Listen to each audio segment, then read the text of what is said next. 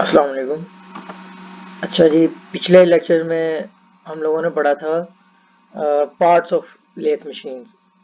और उसके बाद अब जो टॉपिक आता है हम लोगों के एलआरएम में, ये देखें लास्ट टाइम आप लोगों को मैंने पढ़ाए थे पार्ट्स ऑफ लेथ मशीन। ठीक है, इसके बाद सेफ्टी प्रिकॉशंस जो मैंने आप लोगों को कहा था पढ़ने के लिए, और फिर जो है लेथ मशीन के एक्सेस।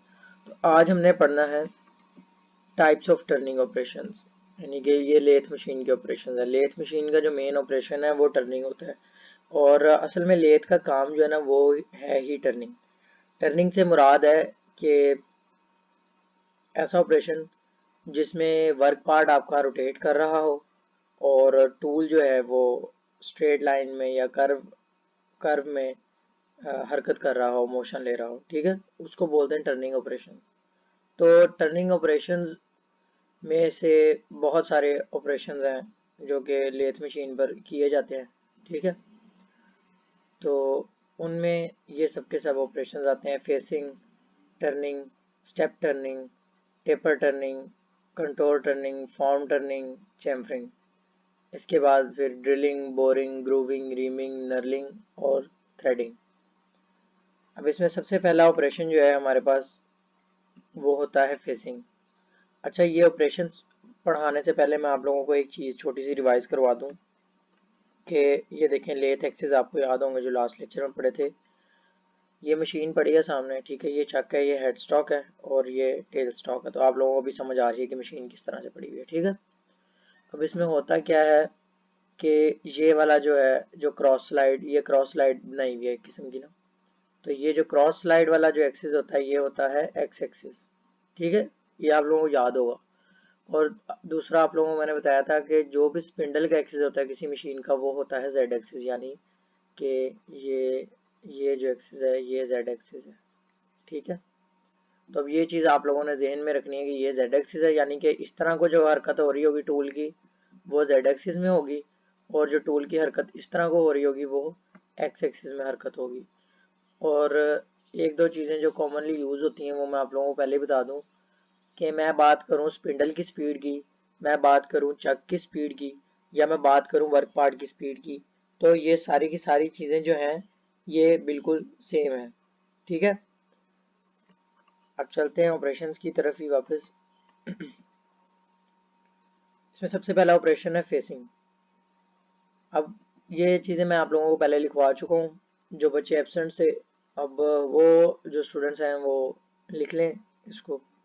ठीक है, इनकी उर्दू में जो है डेफिनेशंस लिख लें और इसको पढ़ें बाकायदा, साथ में जो इसकी पिक्चर जो आपको नज़र आ रही है, और आप लोगों को ये फ़ाइल भी मैं अभी सेंड कर दूँगा, तो इस फाइल से भी इनकी पिक्चर्स वगैरह को देख लें तो ये समझ आ जाएगी। ये जो नीले कलर के हैं ये वर्क पार्ट्स बनाए हुए हैं, ठीक है, हर पिक्चर के अंदर।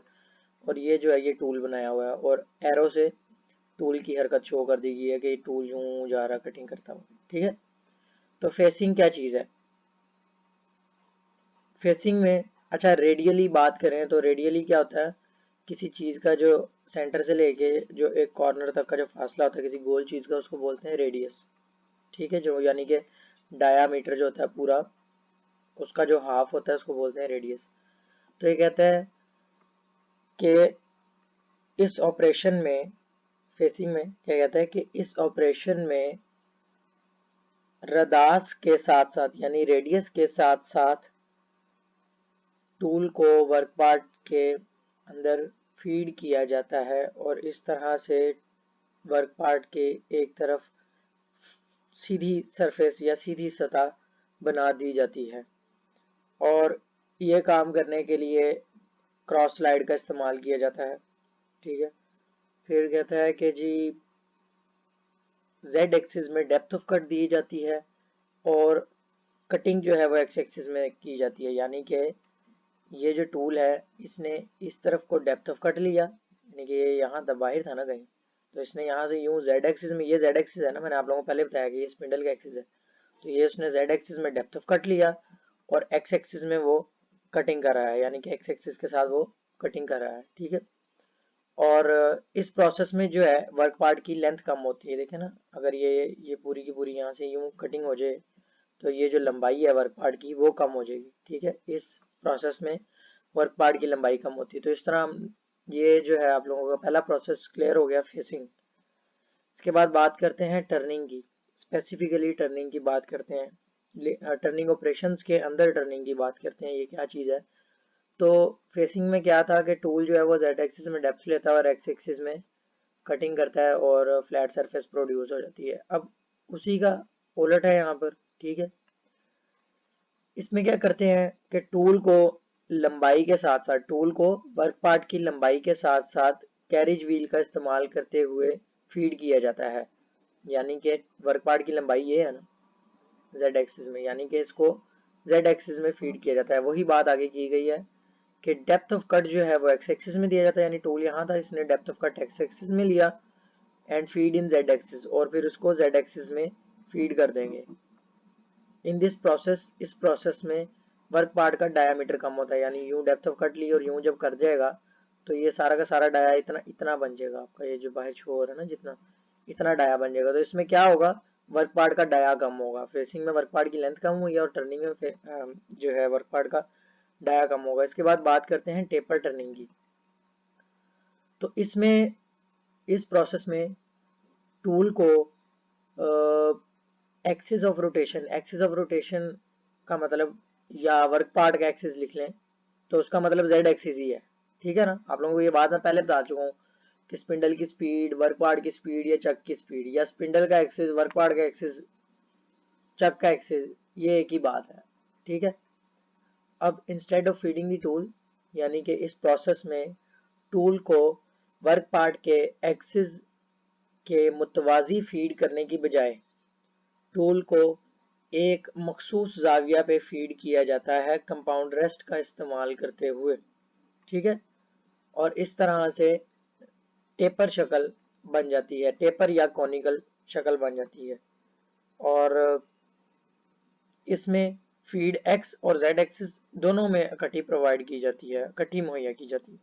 यानी कि टूल ये सीधा वर्क पार्ट अगर है, आप इसी वर्क पार्ट को देखो, अगर ऊपर वाले को मैं टूल यहाँ से यूं चलाना शुरू कर दूँ एक्स और वाई एक्सिस दोनों में, यानी कि ये देखो ना, ये जेड, ये सॉरी एक्स और जेड एक्सिस दोनों में, ये जेड एक्सिस है और ये वाला जो है ये एक्स एक्सिस है। तो जब यूं हरकत होगी तो इसमें जो है एक्स में भी हरकत हो रही है और जेड में भी हरकत हो रही है। तो वो यही बात कर रहा है कि टेपर बनाने के लिए हमें जो है एक्स एक्सिस और जेड एक्सिस दोनों में इकट्ठी हरकत देनी पड़ती है या मुहैया की जाती है, ठीक है।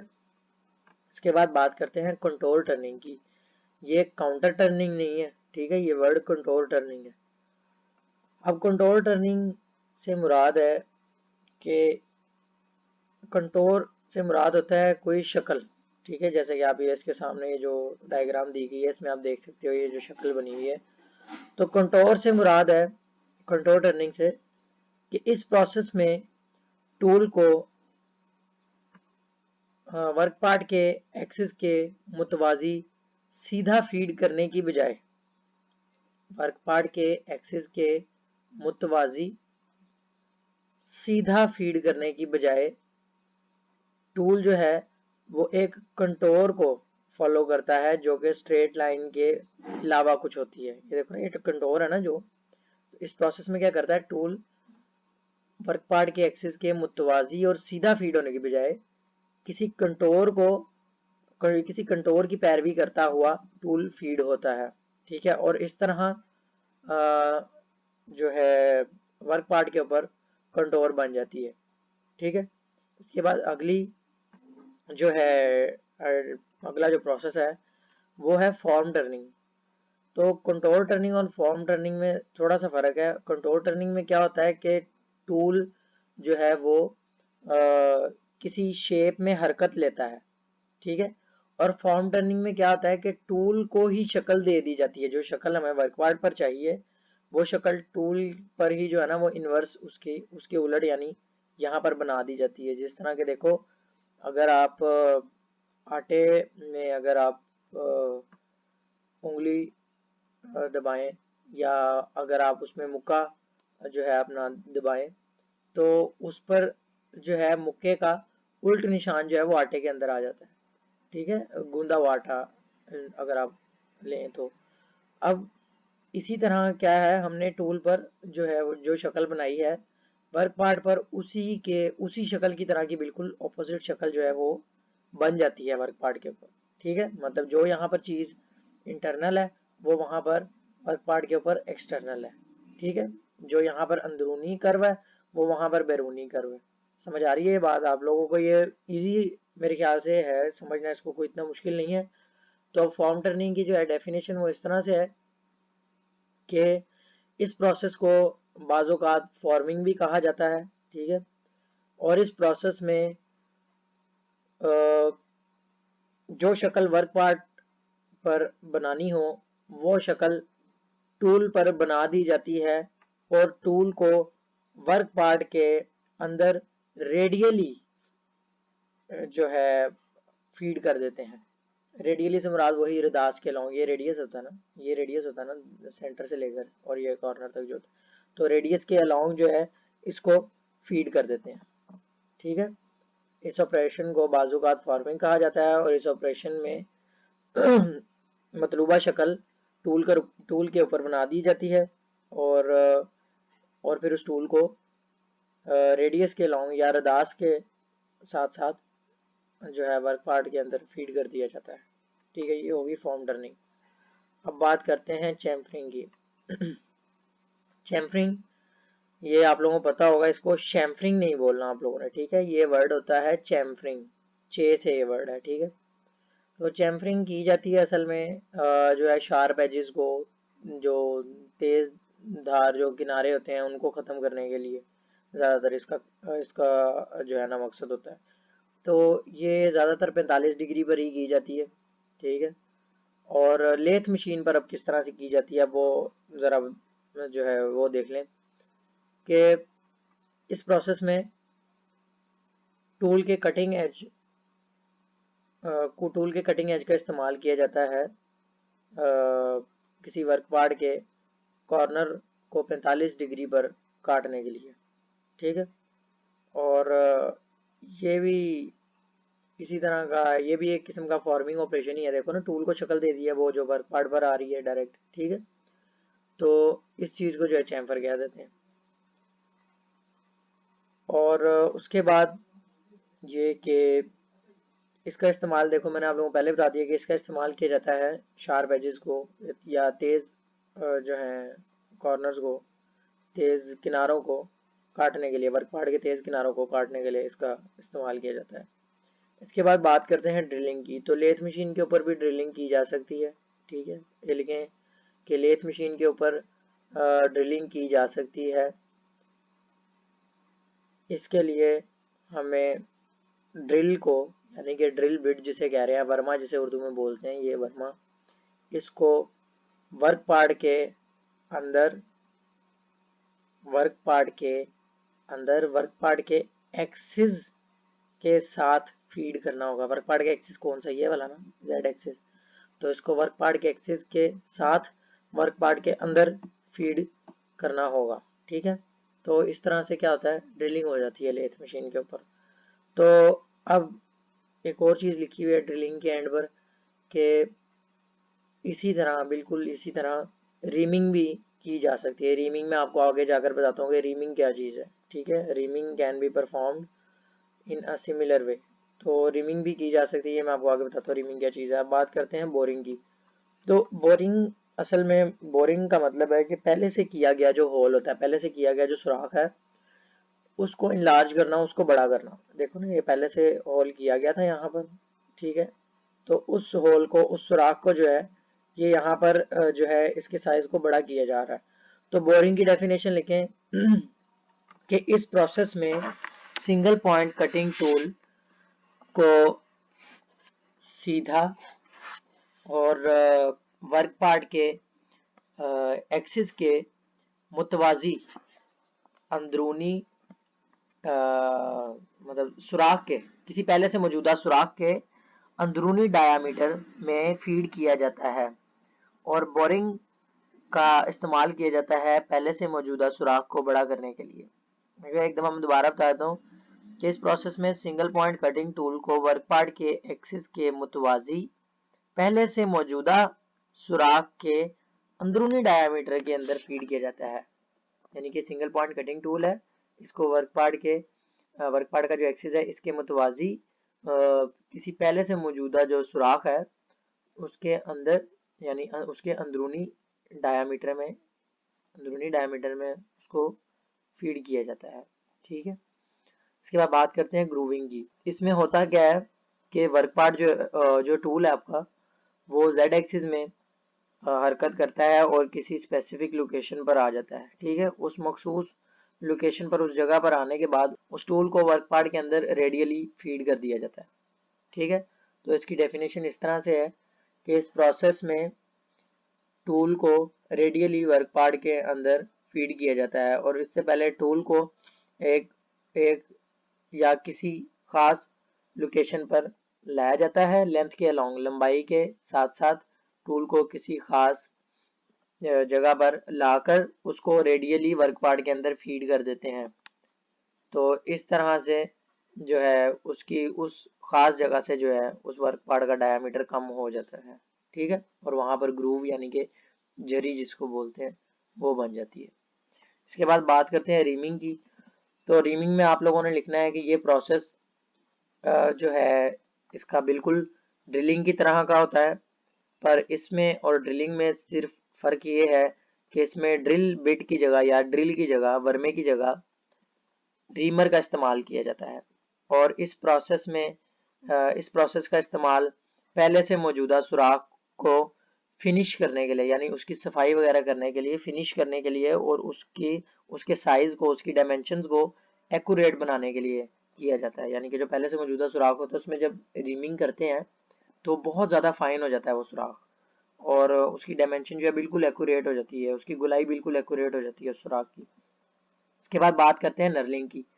तो ये इसको जो है ना एक मशीनिंग, अच्छा ये आप देख लें पहले, सबसे पहले ये चीज़ देखिए ज़रा, ये जो क्रॉस पैटर्न जो बना हुआ ना, ये इसको बोलते हैं क्रॉस हैचिंग या क्रॉस हैच्ड पैटर्न। ठीक है, ये बताना बहुत ज़रूरी है आप लोगों को समझाने के लिए। ये तो सबसे पहले कि इसको जो है मशीनिंग ऑपरेशन नहीं कंसिडर किया जाता। आप लोग लिखें कि ये एक मशीनिंग ऑपरेशन नहीं है क्योंकि इसमें मटेरियल की कटिंग नहीं होती। ठीक है, और इसके बजाय इसमें मेटल फॉर्मिंग होती है। ठीक है, ये एक मेटल फॉर्मिंग ऑपरेशन है जिसमें एक क्रॉस हैच पैटर्न को वर्क पार्ट के ऊपर बना दिया जाता है। यानी कि ये देखो, ये जो टूल के ऊपर भी वही पैटर्न है, तो टूल को वर्क पार्ट के अगेंस्ट जो है ना एक्स एक्सिस में इसको दबाया जाता है, वर्क पार्ट के साथ, घूमने वाले वर्क पार्ट के साथ इसको जब दबाते हैं, जब पुश करते हैं इसको, जब प्रेस करते हैं इसको,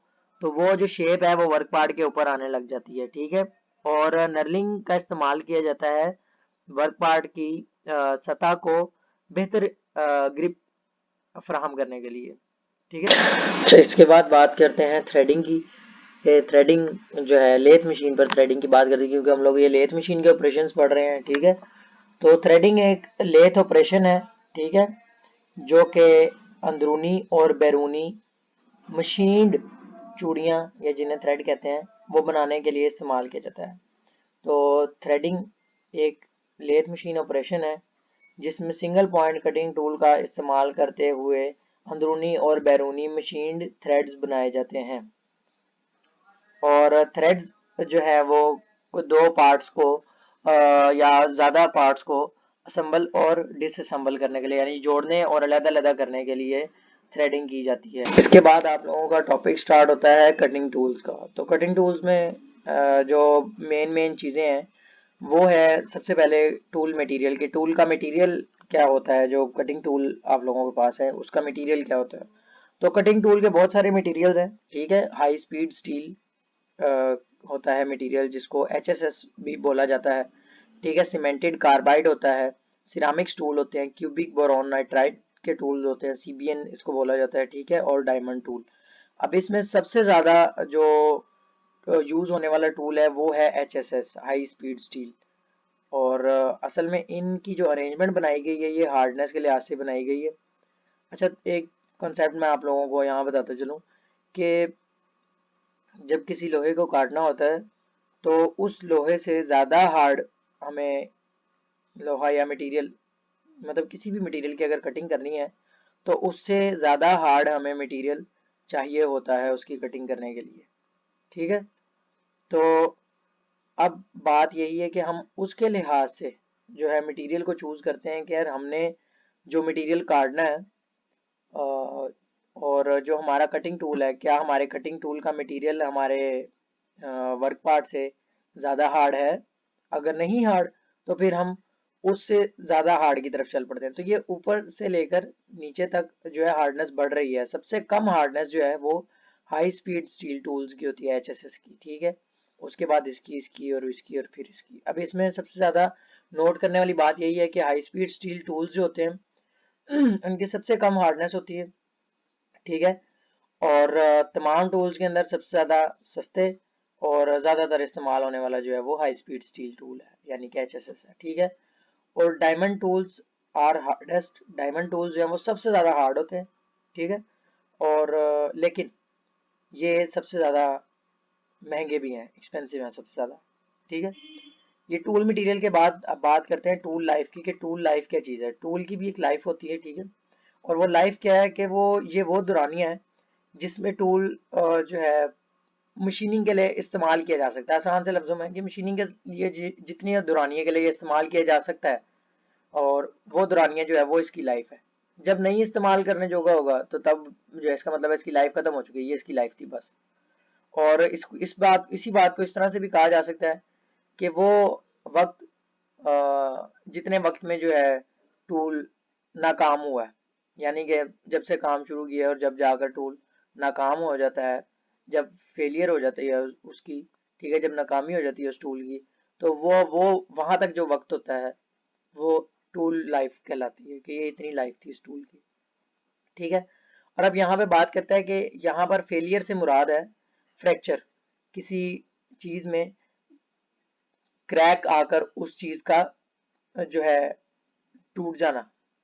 ठीक है, वो फ्रैक्चर। फिर crater formation on tool surface. Crater से मुराद होता है गड्ढा, जिसको देसी ज़बान जिन्हों तुसी खड्डा भी कहते हो, तो ये होता है गड्ढा। तो गड्ढा बन जाना वर्क जो टूल है, टूल के ऊपर कहीं ये देखो, ये जो है ये क्रेटर बना हुआ है दरमियान में। ठीक है, ये इस वर्क पार्ट पे, ये सॉरी इस टूल के अंदर, ये यहाँ पर ये जो बना हुआ है ये गड़ा है, ये है क्रेटर। ठीक है, तो ये क्रेटर फॉर्मेशन आ गई इसमें कि क्रेटर बन जाए टूल की सरफेस पे, तो वो भी जो है फेलियर है। फ्रैक्चर हो जाए तो वो भी फेलियर है।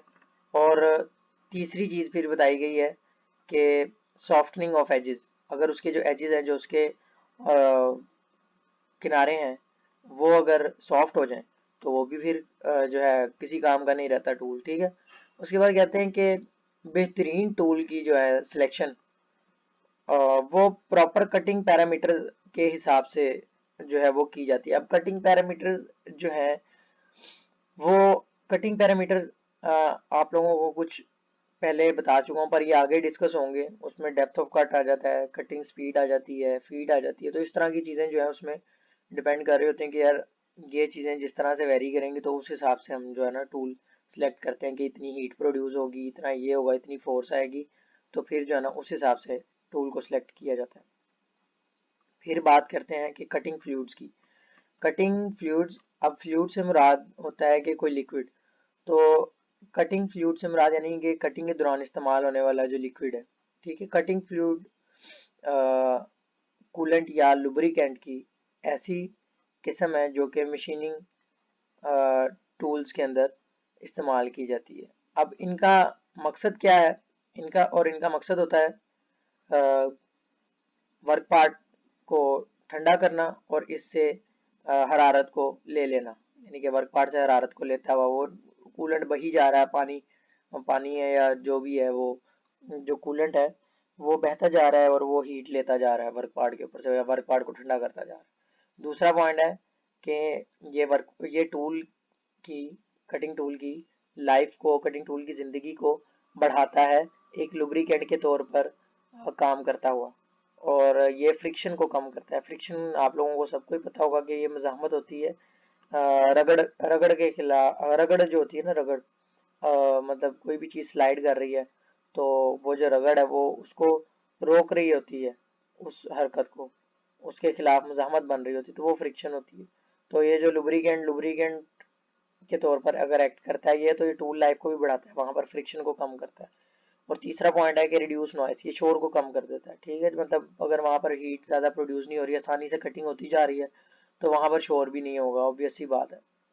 इसके बाद आमतौर पर इस्तेमाल होने वाले कटिंग फ्लूइड्स में ये चीज़ें आ जाती हैं, ऑयल्स आ जाते हैं। ठीक है, ऑयल वाटर इमल्शंस आ जाती हैं, ऑयल और पानी का मिक्सचर होते हैं। ठीक है, फिर जेल्स आ जाती हैं कुछ, फिर एरोसॉल्स आ जाती हैं। एरोसॉल्स में है कि एयर और किसी जो है कूलेंट का मिक्सचर होता है ये। ठीक है, मिस्ट मिस्ट आगे ब्रैकेट में लिखा हुआ है, एरोसॉल्स आ जाते हैं। और फिर एयर और अदर गैसेस। तो ये जितनी भी चीज़ें हैं ये सारी की सारी कटिंग फ्लूइड्स के तौर पर इस्तेमाल हो सकती हैं।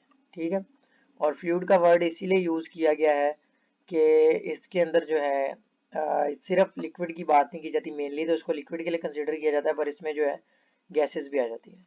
ठीक है, अच्छा, यहाँ तक आज का टॉपिक जो है हमारा क्लोज हो गया। अगले टॉपिक में इंशाल्लाह हम लोग लेथ मशीन की एसेसरीज पढ़ेंगे।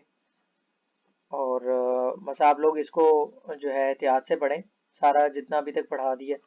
और जो भी कोई किसी का क्वेश्चन हो वो कमेंट में जो है पूछ सकते हो आप लोग। उसके अलावा मेरा कांटेक्ट नंबर आप सबके पास है। ठीक है, मेरे साथ कांटेक्ट कर लो, नंबर पे व्हाट्सएप पे कांटेक्ट करो या नंबर पे एसएमएस कर लो, कॉल कर लो, जो भी किसी को मसला है वो इंशाल्लाह ज़रूर हल करने की कोशिश करेंगे।